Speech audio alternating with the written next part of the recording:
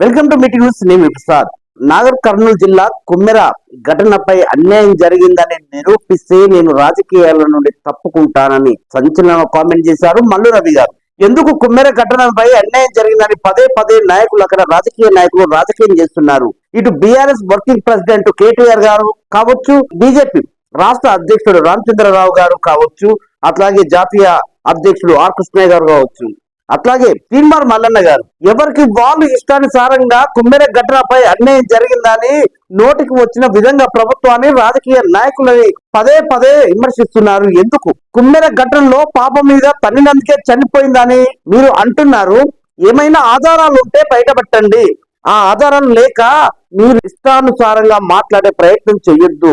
ఎందుకు ప్రభుత్వం మీద, కాంగ్రెస్ నాయకుల మీద పదే పదే విమర్శలు చేస్తున్నారని ఎంపీ మల్లు రవి గారు ఇలాంటి హాట్ కామెంట్ చేశారు.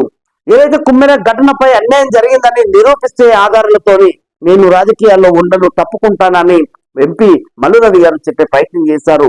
నిజానికి అన్యాయం జరిగిందంటే చట్టం తన పని తను చేసుకుంటూ వెళ్తుంది. తప్పు చేసినట్టు ఆధారాలు ఉంటే వాళ్ళని చట్టం శిక్షిస్తుంది.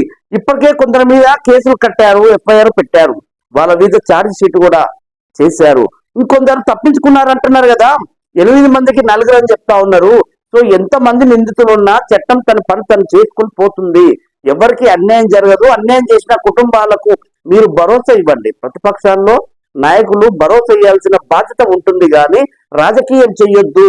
ఏ అవసరాల్లో, ఎలాంటి సమయాల్లో రాజకీయం చేస్తున్నారో ఒకసారి ఆలోచించండి. కుమ్మెర ఘటనలో ఆధారం ఉంటే బయట పెట్టండి. మేము అందరి మీద యాక్షన్ తీసుకుంటాం, అవసరం అయితే ఓ కమిటీ వేస్తామని మల్లు రవి గారు చెప్తూనే ఈ విషయాలు కూడా మళ్ళీ ఒకసారి చెప్పే ప్రయత్నం చేశారు. ఆధారాలు ఉంటే బయట పెట్టండి, తప్పు జరిగిందని నిరూపిస్తే రాజకీయాల్లో ఉండడానికి సంచలన కామెంట్ చేశారు మల్లు రవి గారు. చూడాలి రేపు భవిష్యత్తులో ఎట్లా ముందుకెళ్తుందో కుమ్మెర ఘటన మీద. నిందితులకు శిక్ష పడుతుందా, పడట్లేదా? అధికార పార్టీ వాళ్ళని కాపాడుకునే ప్రయత్నం చేస్తుందని ప్రతిపక్షాలు అంటున్నారు. ఏది నిజం, ఏది అబద్ధం తొందరనే తేలుతుంది. చూస్తూనే ఉండండి మీటింగ్ న్యూస్. నేను ప్రసాద్.